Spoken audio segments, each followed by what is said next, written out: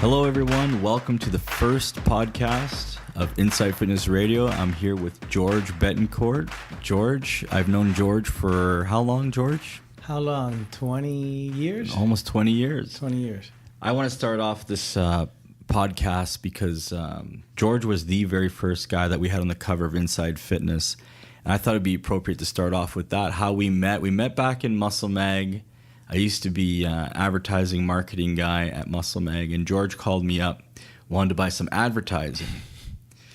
Remember that, George? Yeah. That was back in, I guess, the early 2000s. When did you start the business? 2001, I believe. 2002. 2001. And okay, so let's start off with, what did you do prior to starting the business? You were a trainer? Well, prior to that, I was a bodybuilder who had, I guess, just left bodybuilding, and I opened up a gym in Coral Gables. I did that for 8 years. I owned a gym called Inch by Inch Personal Training with a man named Bob, who after 2 years we split up, and then I went on my own. And from the back of that gym, I think it was on my 7th year, I started a company selling products, manufacturing products. And I launched my first product from the back of the gym. The first product was Rip Juice, which was a liquid fat burner. Yeah, why did you come up with that product specifically? Because it was a liquid product. I remember that one. Correct. Why did you come up with that? What made you think of that? Well, back then, the company VPX was selling, they were known for selling liquid products on syringes, and they were very unique and nobody else was doing it. And I wanted to have something similar to it. At the time, there was a product called Rip Fuel that came in a capsule made by Twin Lab. That's right, yeah. So I wanted to piggyback from Rip Fuel, but I wanted to do it in a liquid like VPX was doing, and I wanted to put ephedra in it. So I wanted to piggyback from the name Rip Fuel, so I named it Rip Juice. I made it into a liquid with ephedra, and I put it on a syringe just so that it could stand out on the shelves.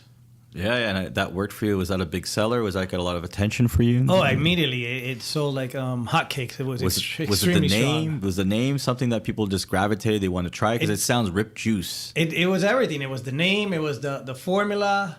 Everything about it, I think, was unique. It was the name and the formula and the fact that I had ephedra. Ephedra at the time used to sell like hotcakes. Now, I mean, you named your company after your surname, Betancourt Nutrition. Correct. What was the reasoning for that? Were you inspired by Gaspari, Labrada? Was there, because I mean, being a bodybuilder back in the day. Well, at that time, the name of the company wasn't Betancourt Nutrition. That company, I started it with somebody else, and surely after we began that company, about 4 months after, the person that I began the company with ended up ripping me off. So then 4 months after. Oh, wow. That's Right. And then I was sitting at home alone, and I had a friend who had just flown down and was staying at my house, and I wanted to name the company Beta Nutrition. You didn't want to use your last name? Yeah, I was just kind of shy. I didn't want to use my name. And my friend Juan, who was staying at my house at the time, he's like, dude, you need to use your name. You have a name in the industry. Me being shy, I just didn't want to use that name. And prior to that, I used to have a workout video that I had produced when I was a kid, and the name of that company was called Beta Nutrition. Okay. So I was very close to naming it Beta Nutrition before calling it Betancourt Nutrition. And sure enough, my friend Juan insisted that I call it Betancourt, and I did the change. Yeah, I did the change. Really cool. Very cool. Now, let's go back. Like I said, I met you in probably the early 2000s, around there. And I'd known about you because I used to actually watch you when I was younger on TV. I'd see you on what was that show called? American Muscle Magazine, I believe. Yeah, and that was produced by Lou Zwick. Correct. Yeah, that was a very big show. We used to get up in Canada on TSN. I believe that was aired down here in the States on ESPN, right? Yeah, it was amazing. So you must have got a lot of. I mean, let's go back now to when you started to lift weights, or what got you into it, because you started very young. I mean, you were lifting weights at how old? Like, give me the background. Well, we used to live in Puerto Rico, and I remember my father in Puerto Rico. You used to your homes, the rooftops were flat. Yeah. And you used to store stuff on the rooftops up there, kind of like your junk. You used to store it up there. Yeah. And when I was 7 or 6 or 8, I can't really recall the age. I remember I saw my father go up there a few times and lift weights. And for some reason, I thought that was manly, and I thought that's what you needed to do. So it kind of, it kind of made an impact on me, and it left me like. Inspired you? I'm not going to say inspired. It's just, I don't know. There was something in it that just said superhero kind of thing, manly. This is what. Were you into comic books and stuff like that? Were you into obviously, Superman? Yeah, all that. Obviously, so you were fascinated by that look, and you wanted to be like a caricature type. Superman. Yeah, and then I think the other part that I recall that made another impact was I remember going to the beach with my father. I must have been 7 at this time, and I remember seeing 2 men. As we were walking towards the beach, we quite hadn't made it to the beach yet. We were walking down the street. I remember seeing 2 men. They had their shirt off. They must have been American wrestlers. Yeah. I'm not sure who they were, or if they were even wrestlers. I'm assuming now that I'm older that they were probably American wrestlers that have flown down from the U.S. to Puerto Rico to wrestle. Yeah. And they were muscular. And I remember seeing these 2 guys, and that's the first time that I had seen muscle on a human, and I thought you were just born with that. I didn't know you had to lift weights or anything, and that just made an impact on me that it always stayed. Like, how do you get like that? So it's stuck in your head. It's stuck in my head. Now I heard a rumor that your mom was into bodybuilding. Is this true? Or? No. My mom was not into bodybuilding, but my mom did sign me up on the first gym that I became a member to. Oh, your mom signed you up to the first. And how old were you when you signed up? I think I was 13 years old. I had gotten very sick. I was in school in 8th grade or 7th. Yeah. And I had gotten very sick with a stomach virus and throwing up. Yeah. I was like 4'9" at the time. I had gotten a stomach virus, and I went down from like 115 pounds to like 107. Oh, wow. So my mom took me to the doctor, and the doctor told my mom that I needed to start, like exercising and weight training. So my mom bought me one of those pull-up bars that you hang from the door. Yeah. And I started doing pull-ups there. And I think I was 12 years old when I started doing that. No way. Yeah, 12, maybe 11. So when did you start to see the effects of working out? Like you said, okay, my body's looking good. Maybe you're getting more attention from the females. That was more, I think at 13. At 13 and a half is when I finally committed to lifting weights, And that was due to a friend of mine. 13 and a half. Yeah. That was due to a friend of mine named Oscar, who was a little bit wealthier than we were. His father had bought him a weight set for his backyard. So after school, us not having anything to do, I would go to his backyard and we would start doing weights. And we did that for 2 or 3 months. And then Oscar kind of went off. He didn't want to do it anymore, and I was kind of left alone. And then I couldn't go to Oscar's house anymore.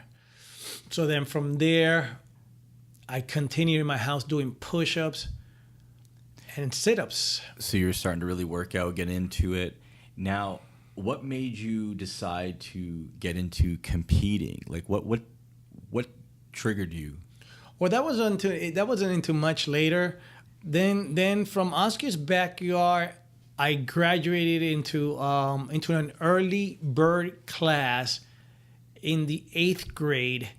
At the school that I was going, there was a... Where was this? What's the name of the school?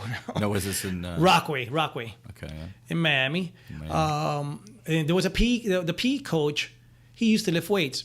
I remember he told us, he goes, hey, if you guys, anybody who's interested in lifting weights could come early before school. I believe it was like 6 o'clock or 6:30, and they could lift weights with us here. And so my mom would drop me off, and I would lift with the coach and 10 other students or 12 other students.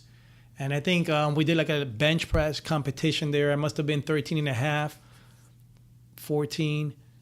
And I think the first time I benched, after a few months, I think my bench press was 110 pounds. Yeah. And then after that, shortly after that, then my mom finally signed me up in a gym. And that was it. And you started from there. Yeah. Now, once you started working out, did you start going every day? Was it something you got obsessed with at that age? Because, 13, 14 years old, you're talking, what, the 80s?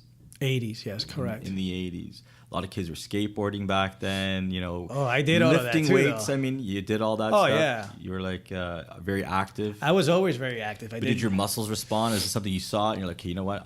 Because how did you know? It was one of those things that you figured out you have genetics. Well, what I did was I used to read the magazines, and which were the magazines that you enjoyed? Back then, I think the only one that was around back then, or that I read, was Muscle and Fitness. Muscle I think Fitness, Flex. I think yeah. What I recall right now, the big impact was that I read an article that it said you need to stick to your weights for 3 months, and after 3 months you're gonna see results. Then after that, if you want to see results again, you need to stick to it another 3 months. So I stuck to that for another 3 months. Now I'm at 6 months. And then if you want to see results again, then you need to hit a year. So I stuck to the year mark. And then from there on, I was hooked. So when my mom signed me up at this gym, it wasn't really like a gym. It was more of the name of the place was called Miami Court Club. And it was a place where people would go play racquetball, and they had a gym in there. This place, I met this kid named Alex in there. At this time, I was 14 years old. And Alex was very strong. Alex was 15 and I was 14. And then we became best friends. And then Alex started teaching me the ropes of weight training and stuff like that. Okay.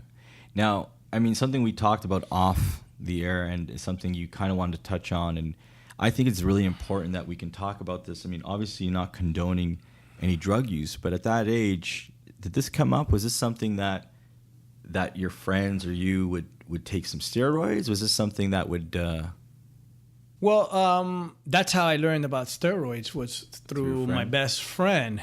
He was 15 and he was already taking them.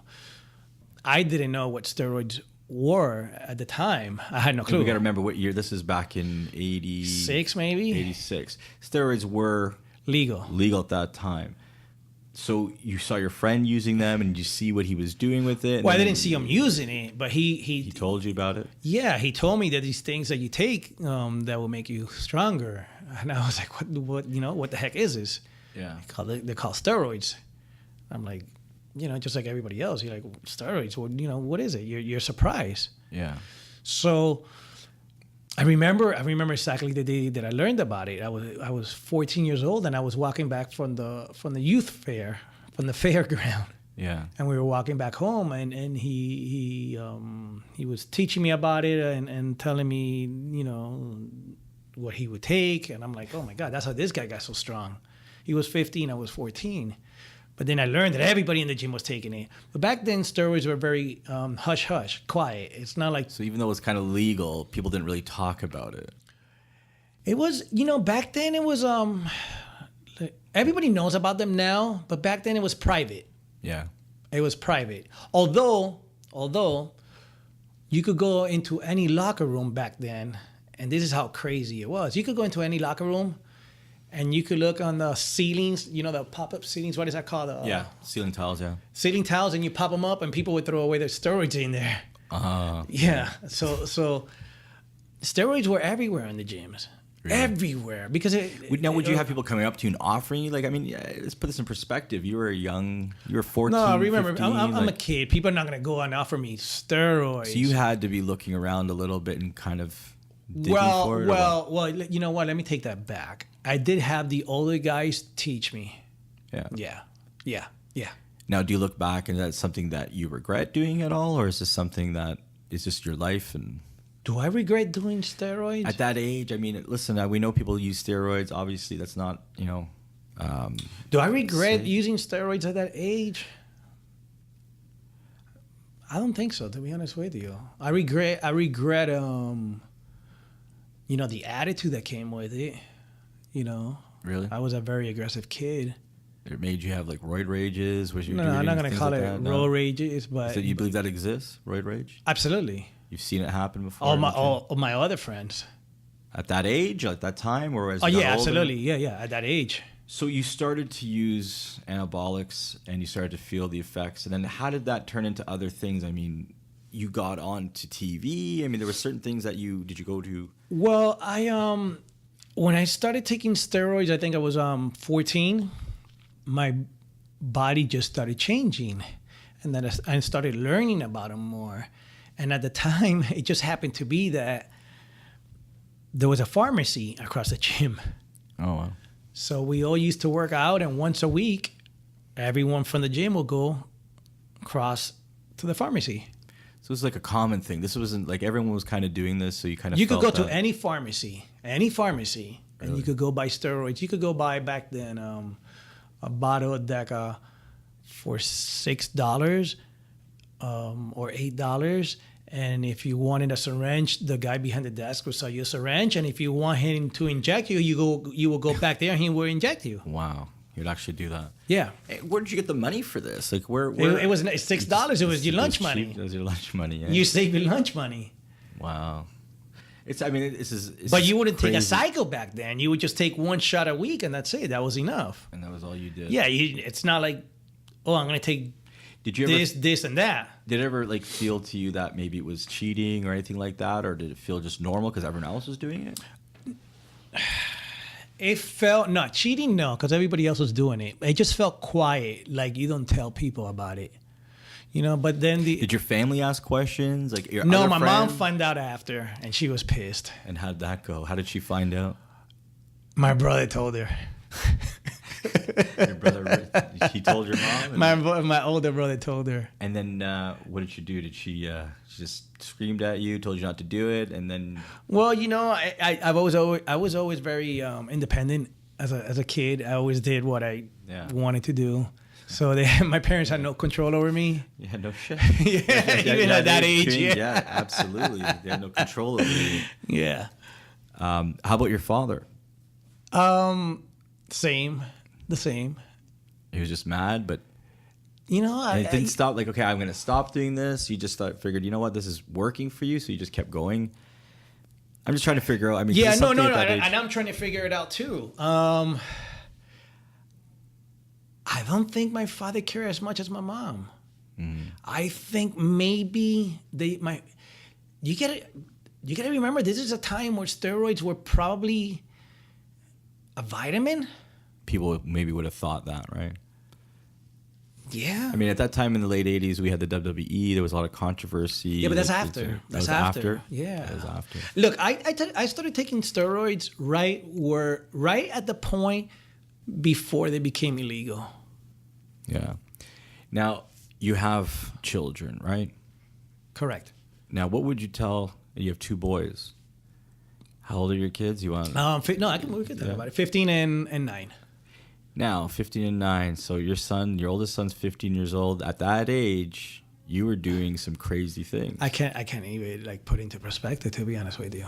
So think back, right? I mean, think back to when you were that age, what you were doing, and now look at your son in 2019, and It's crazy.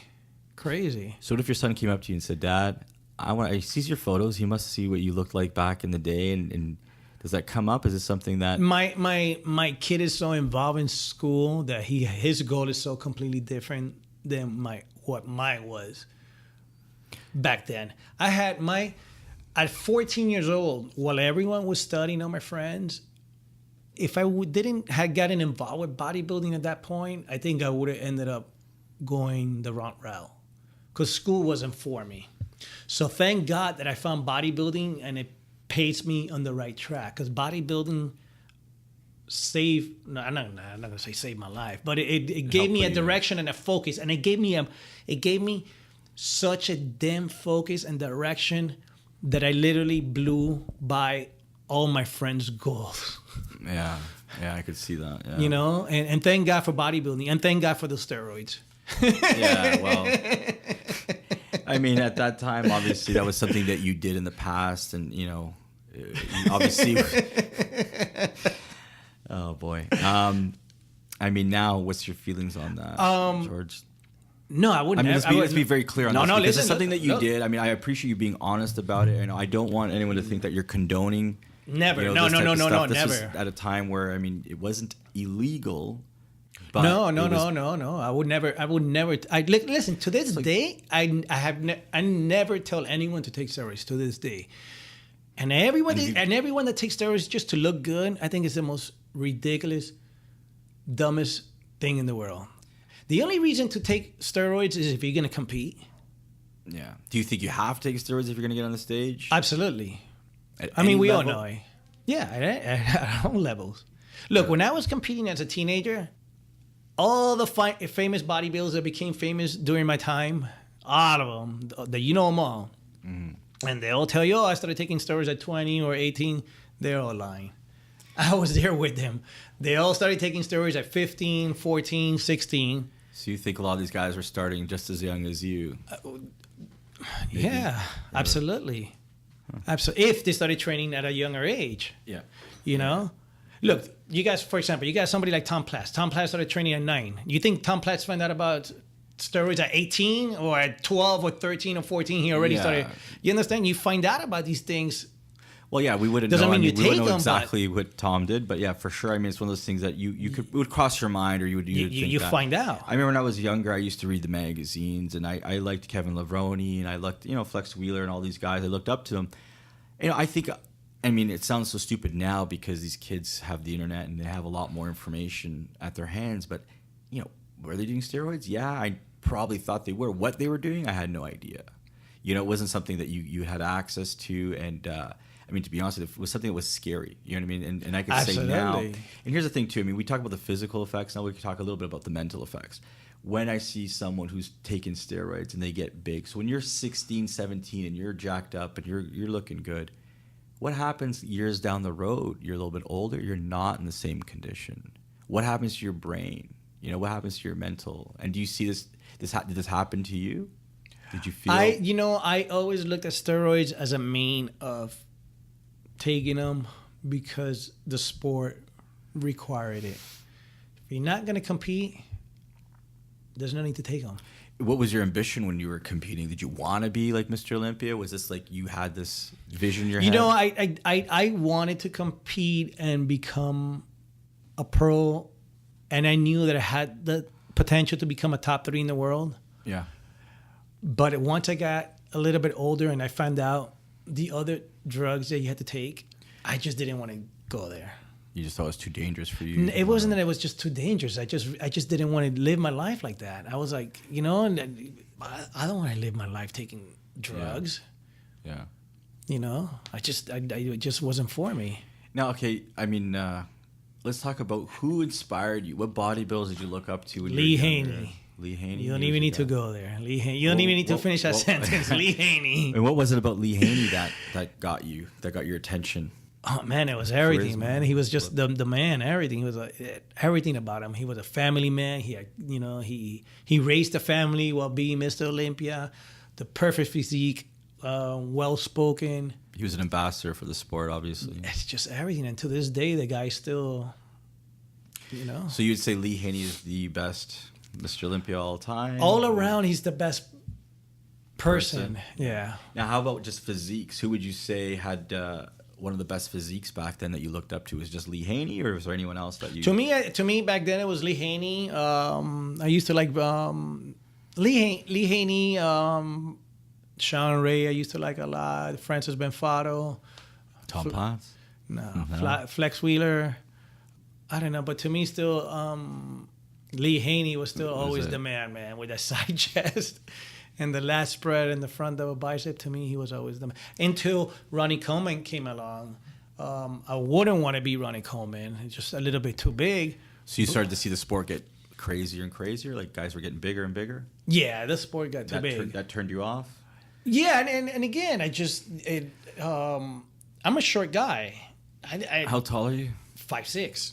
And how much did you weigh when you were like 15, 16 years old? When I was 15, oh no, I'm very light. I think as a teenager, the heaviest I competed was 174, 172.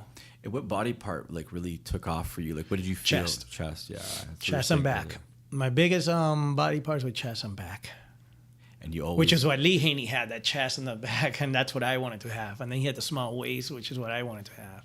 So now tell me exactly what you did. Once you started lifting weights and started getting into good shape, how did you end up on TV? Like, how did you end up, did you go to California? Like, give us a background on how things kind of back then there used to be a show called American Muscle Magazine that this man named Lou used to promote. And it's down here? No, he's from California. And he saw me I think it was the Teen USA. And he began promoting me and putting me on TV. So you did a show, and then he saw you. Yeah. So that was how you got discovered back then. Before Instagram and Facebook, you actually got on stage, competed, and he found you. And yeah, that's what I tell people. And nowadays anybody could become a star. You put yourself in social media, you become a star. Back then, if you were good, the magazines used to find you. You get discovered. And then you get discovered by the magazines, and that's what makes you a star. Now, so it's a bit different. But anyhow, so I think a promoter from down here named Peter Potter told him about me, which I had won my first show at 16 called the Southern States. And then I believe Lou began keeping an eye on me. Yeah. Then he saw me won the Teen USA, and then after that he contacted me. Then he started promoting me a little bit towards the following year for the Teen Nationals. So then I entered that and I won that. How many guys give us an idea of how many people compete in that? Like, it was pretty fierce competition back then, right? Yeah. The Teen Nationals, man, Terry, honestly, I don't remember, but there was a lot of people. Yeah, that was a lot of kids. It's not like now the teenage category is completely dead. Now? Yeah, there's not even. There's why was it so big back then? And now it's why? Because it's the guys got too big, and then so when you're a kid and you see somebody that weighs 280 pounds, you don't want to look like that anymore. Because you know that it's going to take you 15 years to get like that. So the kids don't... Did you think of the health risks that were involved when you were doing this, or you just didn't think about it? No. I remember one of the guys who taught me, who was a Mr. Florida. He told me, he was older. He told me, if you're going to be scared of these things, then this is not the sport for you. So either you do it or you don't. And then so I chose not to look at it. But steroids, in reality, they have a bad cloud around them. Yeah. Steroids don't really kill you. Oh, this is your opinion? I mean, it's one of those things where, I mean, this is obviously it's controversial, and obviously you could debate this all day, right? I mean, you could go back and forth. Yeah, George, I mean, that's one of those things that's fine. No, I mean, you're entitled to. This is why we're doing this. This is a podcast for you to talk openly about, your feelings and your thoughts on it, right? It's one of those things that, yeah. Correct. Now, let's go back to when you started competing. You won the show. How did you get into? What did you do after that? Did you get into training people? Because I kind of want to know how you got into business. You know what I mean? That was. So, how did I get into business? Okay, so when I was 20, my knees began to hurt. Yeah, your knees. So my workouts, I began to walk around the house with ice packs around my knees every week, and that was due to training with some crazy guy one day named Teddy, who had me go over my weight limit that specifically day. You said you were strong when you were younger, right? Yeah, I was very strong. I did a bench press. I did a 485 bench when I was 19. Wow. At 190. Wow. At 190. That's crazy. So when I was 20, my knees began to take a toll. I didn't tear anything, but I just couldn't squat anymore. They would just hurt, and that was due to I always took good care of my knees. I never squatted over 315, 385. I never went over that because I wanted to take care of my knees. One day, this older guy named Teddy, who was a crazy dude, grabs me by the shirt. He wants to work out with me, and I always avoided him because he was one of these guys that squats 500 pounds. Yeah. Come on, let's work out. I'm like, I don't want to work out, I'm trying to avoid him. Come on. He grabs me a shirt. Let's work out. So I trained with him. We did legs, and he put 465 on the rack for me. Yeah. I think I was 19 or 20 at the time, and I went down. I think 2 or 3 times. Finished the workout with him. I went back home, and when I laid down in bed, I couldn't bend my legs. Oh wow. Not because of the pump, but my knees, the tendons, they must have gotten so stressed that they became stiff. And then after that, my knees were never the same. Wow. But nothing tore, so I couldn't figure out what the heck had happened. The only thing that I could tell you was that after that, my knees were never the same. So every time that I would work out after that, I would have to put an ice pack for every single day of the week so I could continue for my workout the following week. So I could do my next workout the following week. You kept pushing yourself, even though... Yeah, I did that for like another year or two because I wanted to be a bodybuilder. But I just couldn't continue anymore. So once you kind of gave up on the obviously dream of being a bodybuilder, the injuries and all that, how did you? So you became a trainer. Okay, so at that time I was I always gave myself the goal of if by 21 I'm not making money out of the sport, I'm gonna get out. So at 20 I tore a pec. I was training for the USA. I tore a pec. I got operated, and it came out fine. A slight tear. It came out fine. And then I started training again for the following year's USA, and Hurricane Andrew came. Yeah. And I had to pull out of that. And then that was like my final decision to get out. I wasn't going to continue past 21. So once you hit 21, you decided not to do it. And what did you do? Did you go? I went into business. I opened up a gym. So where'd you open up your gym? In Coral Gables. So just over here, okay. Right. And how big was your gym? It was small. It was like a 2,000 square foot gym. It was a personal training gym, but I did fantastic there. That's where I called you from. Ah, back then, okay. Yeah. This was going into the late 90s, early 2000s then? Early 2000s, around there.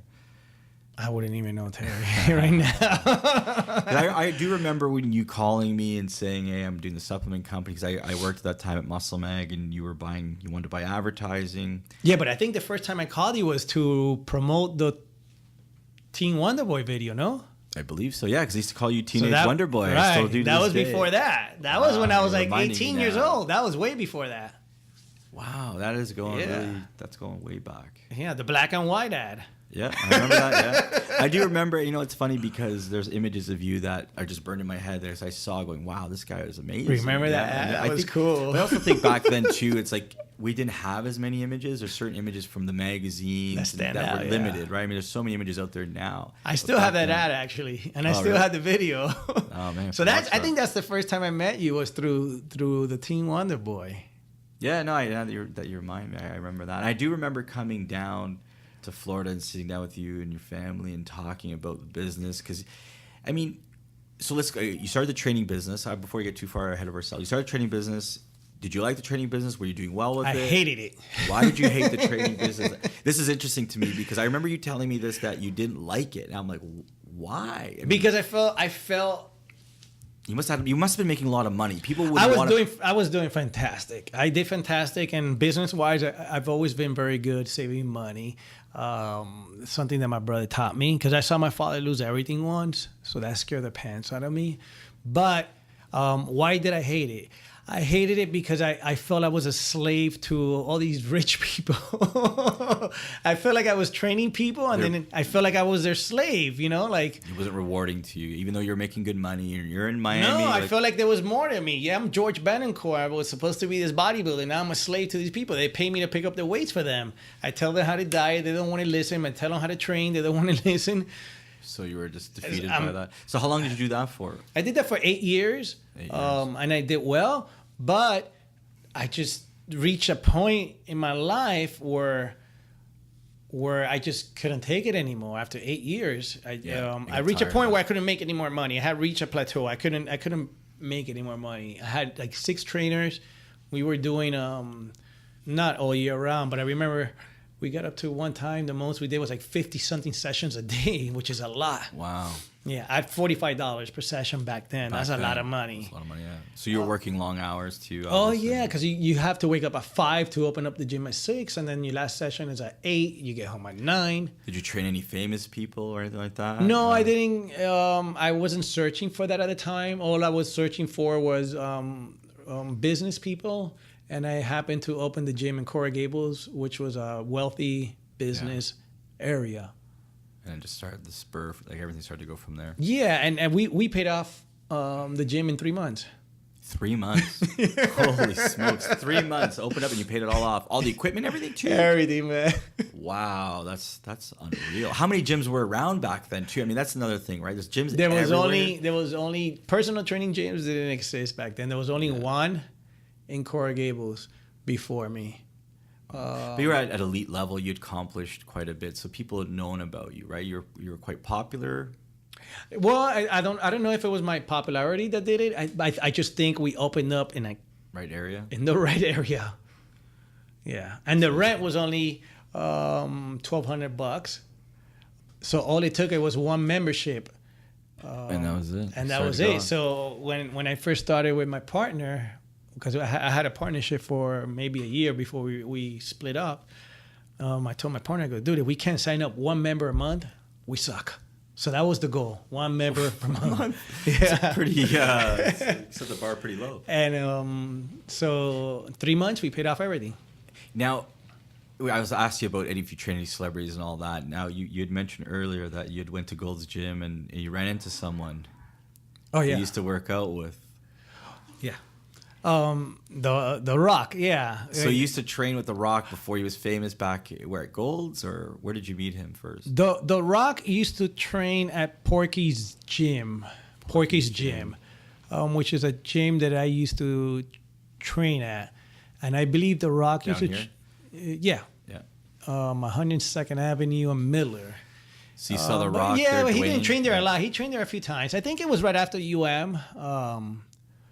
I think it was right after his injury, and then he got into wrestling. Yeah. It must have been his first year into wrestling. Kind of knew him before, obviously, wrestling then. Or you met him before? Yeah, I met him. I had already won like the teen nationals. I was already like competing. Right. But he was a big kid. But he was nothing back then, but I could tell there was something in him. Potential, yeah. I don't know what potential there was, but I saw something in him that I go, this kid is gonna be something. I don't know what it was. Yeah, he's certainly what category or in what aspect of his life it was going to be something. So you worked out with The Rock? Did you lift some weights with him? I trained one day with I think maybe 2 or 3 times. The one time that I trained with him hard, it was in Gold's Gym in 107th Avenue. During lunchtime. No, I think it was after work. I drove over there. Or you said, hey, let's go train together? Or No, I encouraged him to train. I think we did back that day. It was a good workout? Yeah. The Rock will never forget? The Rock will never forget. Back workout with George. Okay, now I wanted to get into the supplement business. We're like I said, it's something that I was always kind of fascinated with. You started, I mean, people don't realize it wasn't an easy start. I mean, even though you were making money, you did well. I mean, I thought, oh, here's this guy who comes into this business. He's got money to spend. But I mean, that wasn't really quite the truth. Money to right? spend? I mean, that's what I thought. I mean, hey, George, you told me 8 years, your training business, you're doing well, you paid off. I mean, you were making money before. I mean, and let's be honest, too, when you started in the supplement industry, it was a lower barrier. I mean, you didn't need to have $1 million to start a supplement company, right? You needed some connections, some know-how. I mean, so tell us when you started, how did it start for you? Like, what was it? You said your first product and you got it going. Well, Terry, to be honest with you, remember, I never quite made it all the way to the end in the bodybuilding industry. So I never had like those contracts like Labrada did or Gaspari did or Lee Haney did. So I never got to learn the business from that aspect. You never got a supplement contract when you were young? No, I got offered, but I never took one? no. Who offered you? I can't recall the name of the company. The company's still around right now. Oh, really? Yeah, I can't. I turned it down because they didn't want to pay me anything. So I never got to learn the business from that point of view of going from store to store. So you just wanted to start a supplement company. I You had started. this idea. You're like, I'm going to do this thing. I always wanted to see my picture on a product. And what had happened was when I was a teenager, a company had called me. They offered me $500 for me to be on the products. And I turned it down. The company's still around. I'll tell you the name in a minute when I remember. 25 years later, the company's still around. Wow. Yeah. That's impressive. And it was that offer, right, many years later that encouraged me. And I said to myself, man, if these people call me to be in their product, that means I'm good enough to do it myself. I had that belief, Good, yeah. I actually did, now that I remember, I actually did a commercial for EAS that never aired. It was supposed to be featured on the Olympia. I forgot what Olympia was. So you shot it, but never made it. Yeah, because I showed up in bad shape. I wasn't in great shape the day that I showed up. Really? So they must have been a little pissed off with you? They were pissed off. Wow, for a commercial, there's a lot of money involved in that. Oh, yeah. But anyhow, so when I started Betancourt Nutrition, going back to what I had said earlier, I had started with Rip Juice. The man that I had partnered up with ripped me off about 4 months after we began. Then I spinned off. I created my own brand called the Betancourt Nutrition, and I created 3 or 4 more SKUs. I sold the gym. I bought a new home, and I warehoused the inventory on my garage. I bought humidifiers and just like everybody starts their business in their garage, I stored the inventory in my garage with humidifiers. We started selling there, but it started, growing a little bit, not much, but it started growing. And then from there, the guy that I was making the products from, he owned multiple warehouses, and he had a space available for rent. He asked me if I was looking for a warehouse, and I told him yes. So he rented me his warehouse. So I rented one of his warehouse spaces, which was right next to his manufacturing plant. Okay. And then from there, the goal was going from store to store. And I think the very first thing that I did was I remember going on the road one day, and I hit 32 stores. And out of the 32 stores, I think I closed 28 or 29 stores. Wow, that's very impressive. So when you started the supplement company, like I said, it started off, a little bit bumpy, and then you started to make some, moves and all that. What was there a turning point in business for you that you said, wow, this is going to be really good, I'm going to make a lot of money here? Or, what was it for you that, because you ended up selling the company eventually and all that. There's a longer story here, but tell us, what was it that you saw? Well, I was always very good at designing and being creative, and I love that part of the business. You have a bit of a background, right? Well, when I was a kid, I used to do graffiti. You were graffiti, that's right. I remember you saying that. So you liked art and graffiti, right. So you had that style. So when I was a bodybuilder, a lot of people didn't know this, I used to draw characters, cartoon characters. So when I used to look at myself in the mirror, you draw it.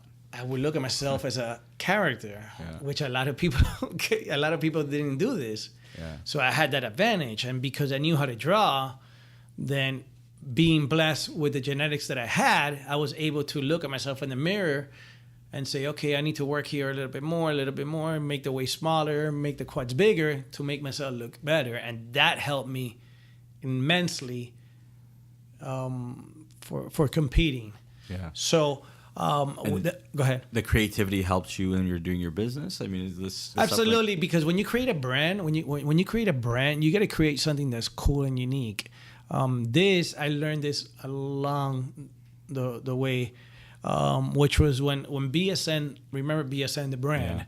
Yeah. I would look at them and I'm like, man, what are these guys doing? Everything looks so cool. They had these red labels and metallics, and everybody wants to be around it. And I still didn't understand what it was. And one day I remember speaking with the owner, Scott, And he goes, you got to create something cool that people want. And that's when it hit me. I go, man, you're right. It has to be cool is what people want. People want to be around cool things. So then when I merged my company with a manufacturing plant and the investors, we got a capital investment firm behind my company. That was the turning point for me to reinvest in the brand and remarket the brand.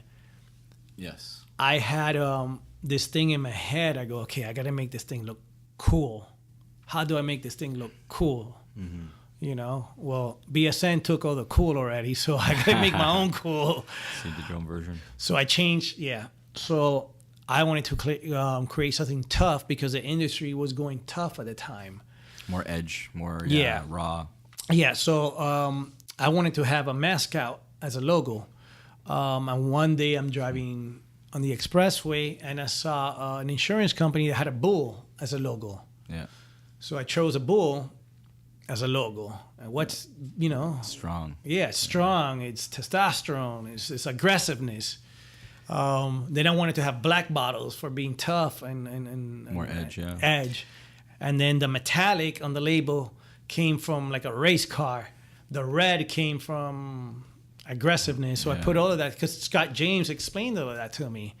So you got a bit of an education from another supplement company owner, obviously, and it caught you inspired, and you put all these things together. And it was a perfect time because at that time it was right when I got the investment in my company, which was time to relabel the labels and create a new look. Now, so everything came. Was there a moment when you were in business where there was a big purchase order or international? Like, how many countries did you get into? I mean, how big did you get with Betancourt Nutrition? I'm not going to tell you we got everywhere, but we got pretty much everywhere. Really? Yeah, I think my biggest. And what was that? Because you were driving. Obviously, you had a team. No, listen. It wasn't all me. It wasn't all me. We had a team. You built the team up, and you had guys like on the road. Yeah, selling. I mean, look, if I would have not gotten that capital investment in my company, George would have not moved an inch. Yeah.